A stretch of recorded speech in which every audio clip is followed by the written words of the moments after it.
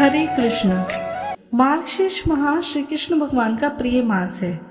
इस मास में श्री कृष्ण भगवान की कथाओं का श्रवण करने से उनकी भक्ति शीघ्र ही प्राप्त होती है।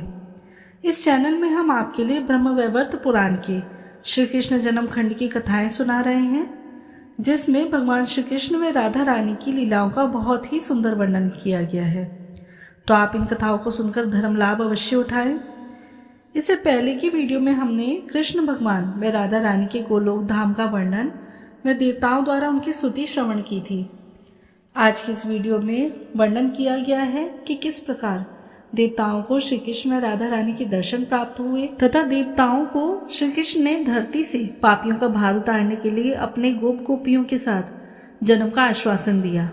साथ ही देवता व देवियों को भी पृथ्वी पर जन्म ग्रहण करने के लिए आदेश दिया। तो आज की कथा प्रारंभ करते हैं। बोली बांके बिहारी लाल की जय। श्री नारायण कहते हैं, मुने उस तेजा पुंज के सामने ध्यान और स्तुति करके खड़े हुए उन देवताओं ने उस तेजो राशि के मध्य भाग में एक कमनीय शरीर को देखा, जो सजल जलधर के समान श्याम कांति से युक्त एवं परम मनोहर था। उसके मुख पर मंद मुस्कान की छटा छा रही थी। उसका रूप परमानंद जनक तथा त्रिलोकी के चित्त को मोहने वाला था। उसके दोनों गालों पर मकराकर कुंडल जगमगा रहे थे। उत्तम रत्नों के बने हुए नुपुरों से उसके चरणारविंदों की बड़ी शोभा हो रही थी। अग्नि शुद्ध दिव्य पीतांबर से उस विग्रह की अपूर्व शोभा हो रही थी। वह ऐसा जान पड़ता था मानो स्वेच्छा और कौतूहलवश श्रेष्ठ मणियों और रत्नों के सारतत्व से रचा गया हो।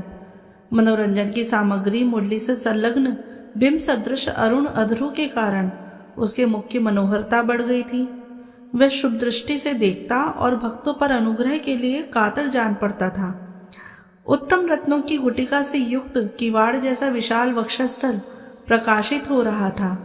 कौस्तुभ मणि के कारण पड़े तेज से वह दैदीप्यमान दिखाई देता था।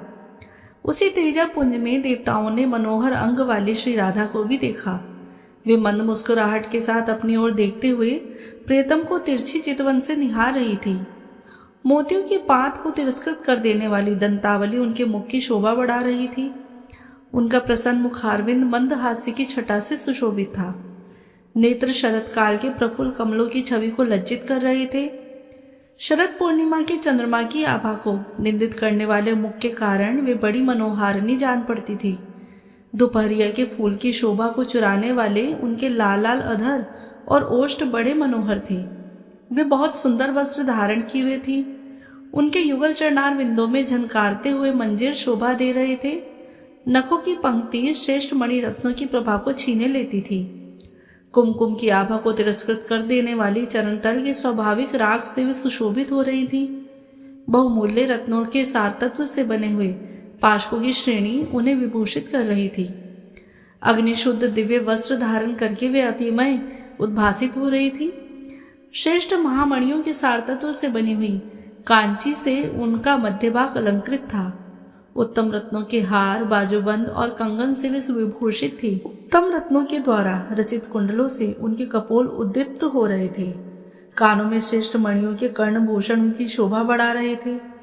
पक्षीराज गरुड़ की चोंच के समान नुकीली नासिका में गजमुक्ता की बुलाक शोभा दे रही थी। उनके घुंघराले बालों की वेणी में मालती की माला लपेटी हुई थी।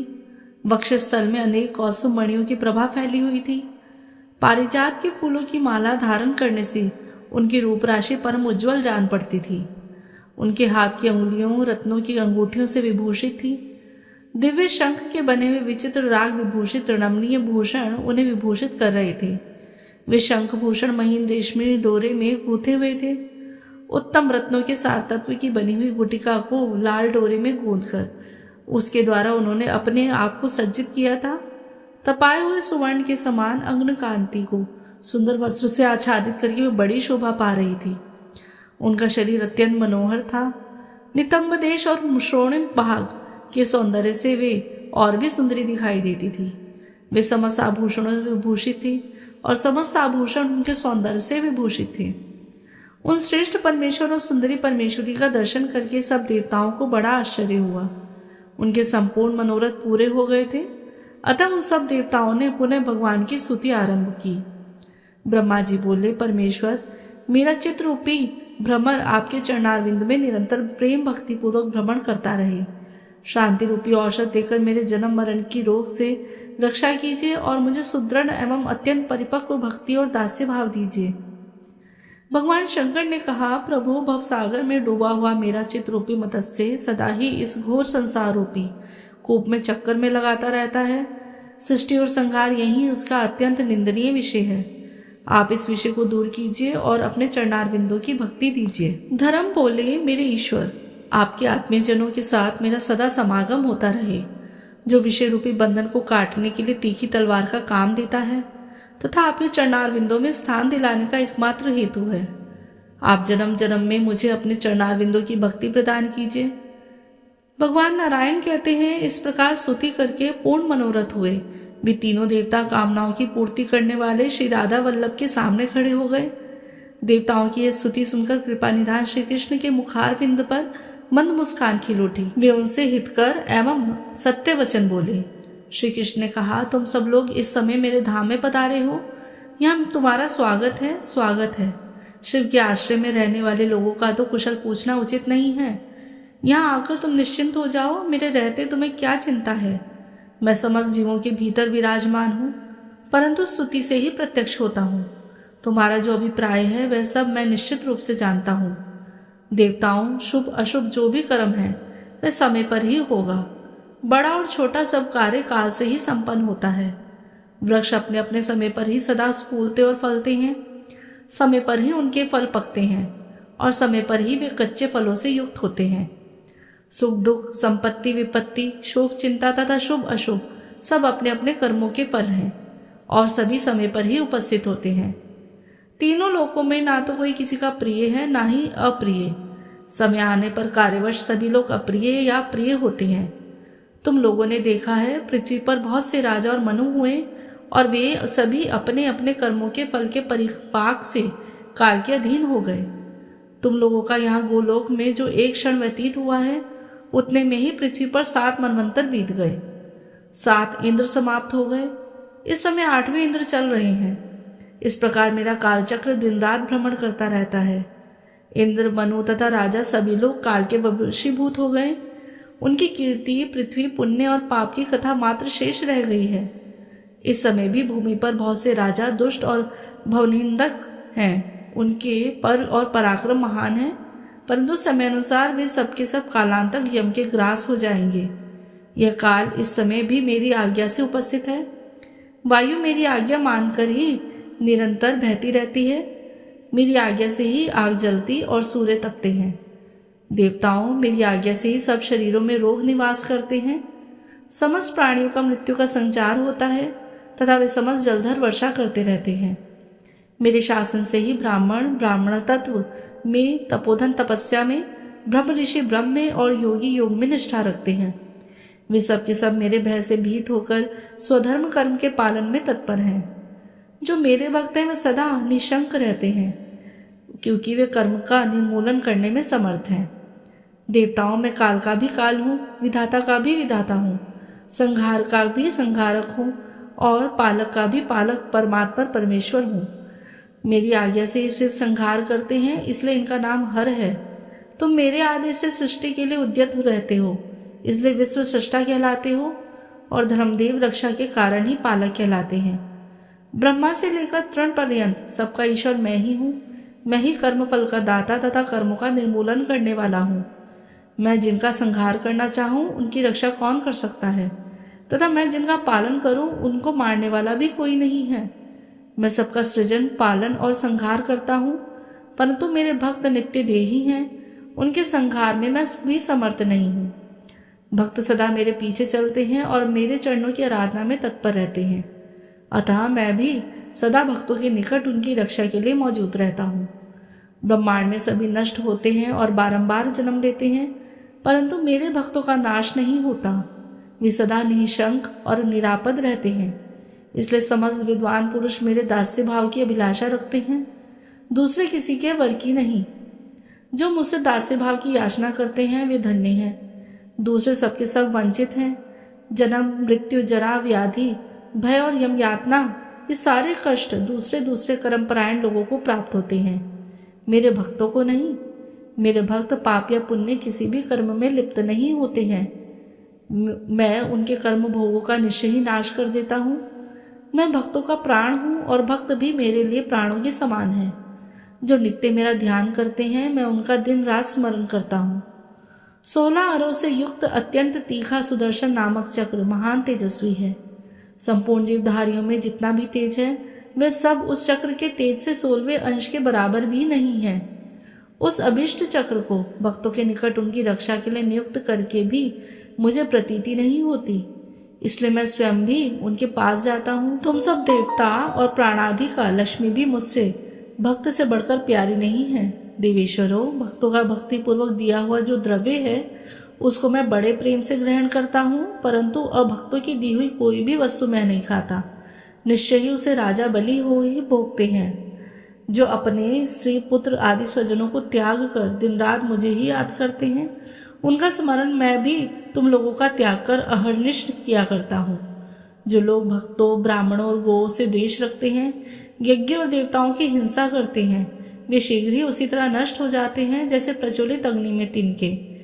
मैं जब उनका घातक बनकर उपस्थित होता हूँ, तब कोई भी उनकी रक्षा नहीं कर पाता।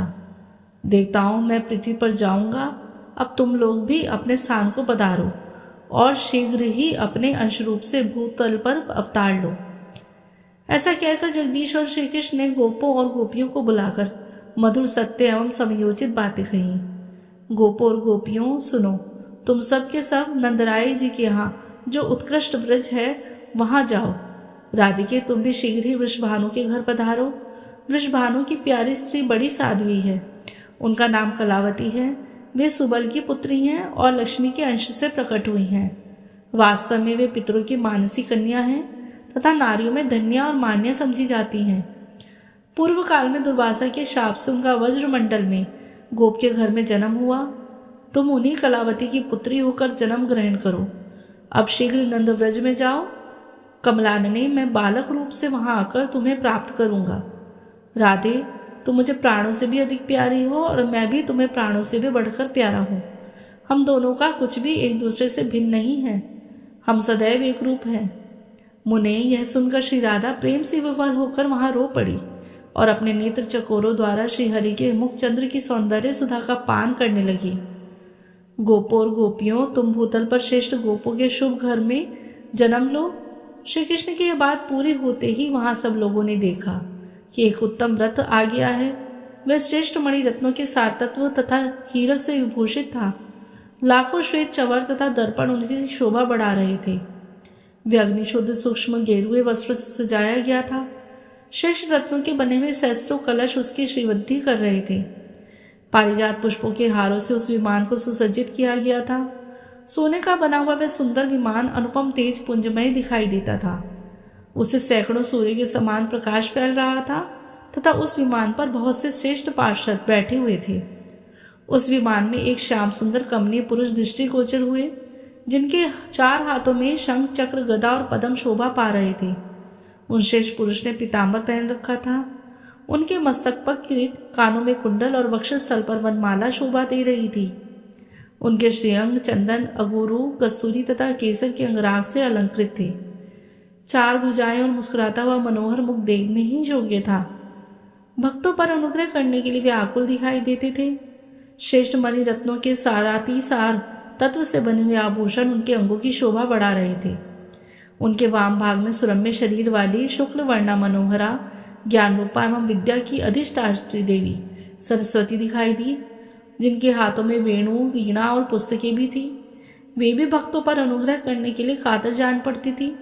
उन महानारायण के दाहिने भाग में शरतकाल की चंद्रमा की सी प्रभा और तपाए हुए सुवर्ण की भांति कांति से प्रकाशमान परम मनोहरा और रमणीय देवी लक्ष्मी दृष्टिगोचर हुई, जिनके मुखारचंद पर मंद मुस्कान खिल रही थी। उनके सुंदर कपोल उत्तम रत्नमय कुंडलों से जगमगा रहे थे। बहुमूल्य रत्न, महामूल्यवान वस्त्र उनके श्रीअंगों की शोभा बढ़ाते थे। अमूल्य रत्नों द्वारा निर्मित बाजूबंद और कंगन उनकी भुजाओं की श्रीवृद्धि कर रहे थे। श्रेष्ठ रत्नों के सारतत्व के बने हुए मंजीर अपनी मधुर झनकार फैला रहे थे। पारिजात की फूलों की मालाओं से वक्षस्थल उज्ज्वल दिखाई देता था। उनकी वेणी प्रफुल्ल मालती की मालाओं से अलंकृत थी। सुंदरी रमा का मनोहर मुख शरतकाल की चंद्रमा की प्रभा को छीने लेता था।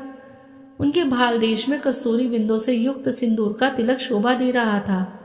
शरतकाल के प्रफुल्ल कमलों के समान नेत्रों में मनोहर काजल की रेखा शोभायमान थी। उनके हाथ में सहस्र दलों से संयुक्त लीला कमल सुशोभित होता था। वे अपनी ओर से देखने वाले नारायण देव को तिरछी चितवन से निहार रही थी। पत्नियों और पार्षदों के साथ शीघ्र ही विमान से उतरकर वे नारायण देव गोपियों से भरी हुई उस रमणीय सभा में जा पहुंचे। उन्हें देखते ही ब्रह्मा आदि देवता, गोपुर गोपी सबके सब सानंद उठकर खड़े हो गए। सबके हाथ जोड़े हुए थे। देवर्षिगण सामवेदोक्त स्रोत द्वारा उनकी स्तुति करने लगे। उनकी स्तुति समाप्त होने पर नारायण देव आगे जाकर श्री कृष्ण विग्रह में विलीन हो गए। यह परम आश्चर्य की बात देखकर सबको बड़ा विस्मय हुआ। इसी समय वहां एक दूसरा सुवर्णमय रथ आ पहुंचा। उससे जगत का पालन करने वाले त्रिलोकीनाथ विष्णु स्वयं उतरकर उस सभा में आए। उनके 4 भुजाएं थी। वनमाला से विभूषित पीतांबरधारी संपूर्ण अलंकारों की शोभा से संपन्न तथा करोड़ों सूर्यों के समान प्रकाशमान श्रीमान विष्णु बड़े मनोहर दिखाई देते थे। वे मंद मंद मुस्कुरा रहे थे। मुने उन्हें देखते ही सब लोग उठकर खड़े हो गए। सबने प्रणाम करके उनका स्तवन किया। तत्पश्चात वे भी वहीं श्री राधिका वल्लभ श्री कृष्ण के शरीर में लीन हो गए। यह दूसरा महान आश्चर्य देखकर उन सबको बड़ा विस्मय हुआ। श्वेतद्वीपवासी श्री विष्णु के श्री कृष्ण विग्रह में विलीन हो जाने के बाद वहां तुरंत ही शुद्ध स्फटिक मणि के समान गौण वर्ण वाले संकर्षण नामक पुरुष पधारे। वे बड़ी उतावली में थे। उनके सहस्रों मस्तक थे तथा वे 100 सूर्यों के समान दैदीप्यमान हो रहे थे। उनको आया देख सबने उन विष्णु स्वरूप संकर्षण का स्तवन किया। नारद उन्होंने भी वहां आकर मस्तक झुकाकर राधिकेश्वर की स्तुति की तथा सहस्रों मस्तकों द्वारा भक्ति भाव से उनको प्रणाम किया। तत्पश्चात धर्म के पुत्र स्वरूप हम दोनों भाई नर और नारायण वहां गए। मैं तो श्री कृष्ण के चरणार बिंद में लीन हो गया, किंतु नर अर्जुन के रूप में दृष्टिगोचर हुआ। फिर ब्रह्मा, शिव, शेष और धर्म ये चारों वहां एक स्थान पर खड़े हो गए। इसी बीच देवताओं ने वहां दूसरा उत्तम रथ देखा जो सुवर्ण के सार तत्व का बना हुआ था और नाना प्रकार के रथ निर्मित उपकरणों से अलंकृत था। वह श्रेष्ठ मणियों के सार तत्व से संयुक्त अग्निशुद्ध दिव्य वस्त्र से सुसज्जित, श्वेत चमर तथा दर्पणों से अलंकृत, सदत्र सार निर्मित कलश समूह से विराजमान, पारिजात पुष्पों के माला जाल से सुशोभित, सहस्र पहियों से युक्त, मन के समान तीव्रगामी और मनोहर था। ग्रीष्म ऋतु के मध्याह्न कालिक मार्तंड की प्रभा को तिरस्कृत करने वाला वह श्रेष्ठ विमान मोती, माणिक्य और हीरो के समूह से जाज्वल्यमान जान पड़ता था। उसमें विचित्र पुतलियों, पुष्प, सरोवरों और काननों से उसकी अद्भुत शोभा हो रही थी। मुने वह देवताओं और दानवों के रथों से बहुत बड़ा था। भगवान शंकर की प्रसन्नता के लिए विश्वकर्मा ने यत्नपूर्वक उस दिव्य रथ का निर्माण किया था। वह 50 योजन ऊंचा और 4 योजन विस्तृत था। रतिशय्या से युक्त सैकड़ों प्रसाद उसकी शोभा बढ़ाते थे। उस विमान में बैठी हुई मूल प्रकृति ईश्वरी देवी दुर्गा को भी देवताओं ने देखा, जो रत्नमय अलंकारों से विभूषित थी और अपनी दिव्य दीप्ति से तपाए हुए सुवर्ण की सार भार की प्रभा का अपहरण कर रही थी। उन अनुपम तेज स्वरूपा देवी के सहस्रों भुजाएं थी और उनमें भांति भांति के आयुध शोभा पा रहे थे। उनके प्रसन्न मुख पर बंद हास की छटा छा रही थी। वे भक्तों पर कृपा करने के लिए कातर दिखाई देती थी। उनके गंड स्थल तथा कपोल उत्तम रत्नमय कुंडलों से उद्भासित हो रहे थे। रतेंद्र सार से रचित तथा मधुर झंकार से युक्त मंजिरों के कारण उनके चरणों की अपूर्व शोभा हो रही थी। श्रेष्ठ मणि निर्मित मेखला से मंडित मध्य प्रदेश अत्यंत मनोहर दिखाई देता था। हाथों में श्रेष्ठ रत्नसार के बने हुए केयूर और कंकड़ शोभा दे रहे थे। मंदार पुष्पों की मालाओं से अलंकृत वक्षस्थल अत्यंत उज्ज्वल जान पड़ता था। शरद काल की सुधाकर की आभा को तिरस्कार कर देने वाली सुंदर मुख से उनकी मनोहरता और भी बढ़ गई थी। काजल की काली रेखा से युक्त नेत्र शरद काल के प्रफुल्ल नील कमलों की शोभा को लज्जित कर रहे थे। चंदन, गुरु तथा कस्तूरी द्वारा रचित चित्रपत्रक उनके भाल और कपोल को विभूषित कर रहे थे। नूतन बंधु जी पुष्प के समान आभा वाले लाल लाल होठ के कारण उनके मुख की शोभा और भी बढ़ गई थी। उनकी दंतावली मोतियों की पात की प्रभा को लूटे लेती थी। प्रफुल्ल मालती की माला से अलंकृत वेणी धारण करने वाली वे देवी बड़ी ही सुंदर थी। गरुड़ की चोंच के समान नुकीली नासिका के अग्रभाग में लटकती हुई गजा मुक्त की बुलाक अपूर्व छटा बिखेर रही थी। अग्निशोध एवं अत्यंत दीप्तिमान वस्त्र से वो उद्भासित हो रही थी और दोनों पुत्रों के साथ सिंह की पीठ पर बैठी थी। उस रथ से उतरकर पुत्रों सहित देवी ने शीघ्रतापूर्वक श्री कृष्ण को प्रणाम किया। फिर वे एक श्रेष्ठ आसन पर बैठ गई। इसके बाद गणेश और कार्तिकेय ने परात्पर श्री कृष्ण, शंकर, धर्म, संकर्षण तथा ब्रह्मा जी को नमस्कार किया। उन दोनों देवेश्वरों को निकट आया देख के वे सब के सब देवता उठ खड़े हो गए। उन्होंने आशीर्वाद दिया और दोनों को अपने पास बिठा लिया। देवता बड़ी प्रसन्नता के साथ गणेश और कार्तिकेय के साथ उत्तम वार्तालाप करने लगे। उस समय देवता और देवी उस सभा में श्रीहरि के सामने बैठ गए। उन्हें देख बहुसंख्यक गोप और गोपियां आश्चर्यचकित हो रही थी। तदंतर श्री कृष्ण के मुखारविंद पर मुस्कुराहट खेलने लगी। वे लक्ष्मी से बोले, सनातनी देवी, तुम नाना रत्नों से संपन्न भीष्मक के राजभवन में जाओ और वहां विदर्भ देश की महारानी के उदर से जन्म धारण करो। साध्वी देवी, मैं स्वयं कुंडिनपुर में जाकर तुम्हारा पाणी ग्रहण करूंगा। वे रमा आदि देवियां पार्वती को देखकर शीघ्र ही उठकर खड़ी हो गई। उन्होंने ईश्वरी को रमणीय रत्न सिंहासन पर बिठाया। विप्रवर, नारद, पार्वती, लक्ष्मी और सरस्वती ये तीनों देवियां परस्पर यथोचित कुशल प्रश्न करके वहां एक आसन पर बैठी। वे प्रेम पूर्वक गोकन्याओं से वार्तालाप करने लगी। कुछ गोपियां बड़ी प्रसन्नता के साथ उनके निकट बैठ गई। इसी समय जगदीशा श्री कृष्ण ने वहां पार्वती से कहा, सृष्टि और संहार करने वाली कल्याणमयी माया स्वरूपनी देवी, शुभे तुम अंश रूप से नंद के व्रज में जाओ और वहां नंद के घर में यशोदा के गर्भ से जन्म धारण करो। मैं भूतल पर गांव गांव में तुम्हारी पूजा करवाऊंगा। समस्त भूमंडल में, नगरों और वनों में तुम मनुष्य वहां की अधिशात्री देवी के रूप में भक्ति भाव से तुम्हारी पूजा करेंगे और आनंद पूर्वक नाना प्रकार के द्रव्य तथा दिव्य उपहार तुम्हें अर्पित करेंगे। शिवे, तुम जो ही भूतल का स्पर्श करोगे त्यों ही मेरे पिता वसुदेव यशोदा के सूतिका गार में जाकर मुझे वहां स्थापित कर देंगे और तुम्हें लेकर चले जाएंगे। कंस का साक्षात्कार होने मात्र से तुम पुनः शिव के समीप चली जाओगी और मैं भूतल का भार उतार कर अपने धाम में आ जाऊंगा। ऐसा कहकर श्री कृष्ण तुरंत ही 6 मुख वाले स्कंद से बोले, वत्स सुरेश्वर, तुम अंश रूप से भूतल पर जाओ और जामवती के गर्भ से जन्म ग्रहण करो। सब देवता अपने अंश स्वरूप से पृथ्वी पर जाएं और जन्म ले। मैं निश्चय ही पृथ्वी का भार हरण करूंगा। नारद ऐसा कहकर राधिका नाथ श्रेष्ठ सिंहासन पर बैठे। फिर देवता, देवियां, गोप और गोपियां भी बैठ गई। इसी बीच ब्रह्मा जी श्रीहरि के सामने उठकर खड़े हुए और हाथ जोड़कर विनय पूर्वक उनसे बोले। तो आज की कथा का यही समापन होता है। इससे आगे की कथा हम अगली वीडियो में लेके आएंगे। तब तक के लिए हरे कृष्ण।